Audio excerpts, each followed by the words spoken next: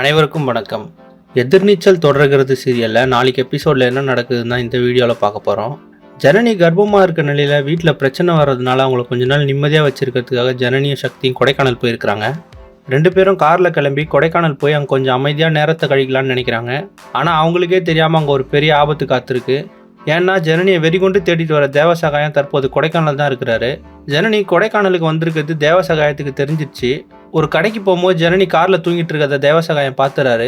ஆனால் போலீஸ் தேடிட்டு இருக்கிறதுனால ஜனனி தன்னை பார்த்தா பிரச்சனை ஆகிடும் அப்படின்றதுனால அங்கேருந்து அமைதியாக போயிட்டாரு.